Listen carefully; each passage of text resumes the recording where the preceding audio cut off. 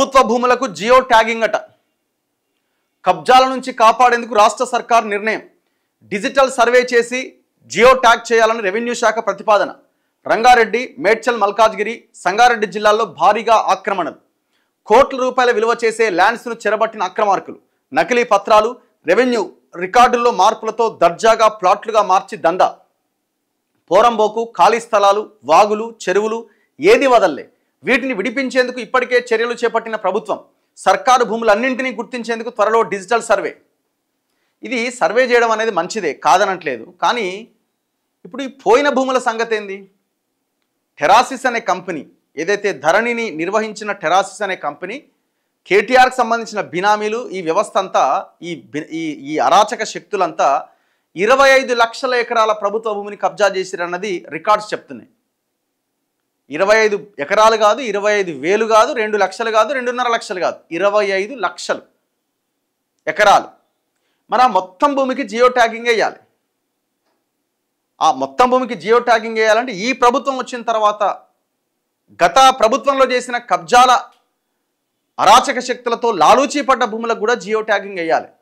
అట్లా రంజిత్ రెడ్డి భూములకు వేయాలి. రంజిత్ రెడ్డి కబ్జా చేసినవి, వంశీరామ్ బిల్డర్స్ కబ్జా చేసినవి, వాడు వర్టెక్స్ వర్మ కబ్జా చేసినవి, ఇట్లా మరి అన్నింటికి జియో ట్యాగింగ్ వేయాలి.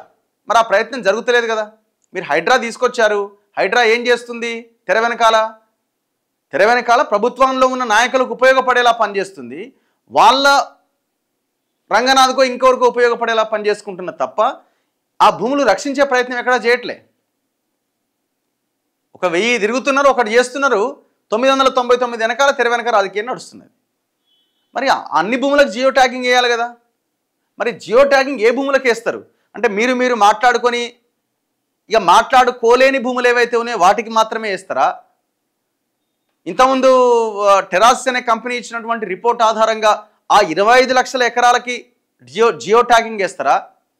ఎందుకంటే 1,33,00,000 పట్టా భూములు ఉంటే తెలంగాణలో 2014కి ముందు, దాని తర్వాత 1,55,00,000కి పెరిగింది. ఎందుకు పెరిగింది? గవర్నమెంట్ కింద ఉన్నటువంటి అటవీ భూములు కానీ, ఇనాం భూములు కానీ, వక్ఫ్ భూములు కానీ, మట్ ల్యాండ్స్ కానీ, చెరువులు కానీ, కుంటలు కానీ ఇవన్నీ కబ్జాకు గురైనాయి. ఆ 25 లక్షల ఎకరాలు ఎందుకు పెరిగింది పట్టా కింద అంటే ఈ భూములు అలాగపోయినాయి.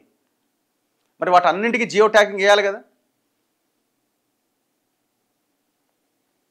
ఇదంతా ఒక పెద్ద బోగస్ అండి. ఇదంతా వేస్తారు జియో ట్యాగింగ్. ఆల్రెడీ నీట్గా ఉన్న వాటికి ఏవైతే ఇప్పుడు వేలం వేసారు కదా, వేలం వేస్తున్నారు కదా రాయదుర్గంలో, ఏదో నాలెడ్జ్ సిటీలో, అట్లాంటి వాటికి జియో ట్యాగింగ్ వేస్తారు.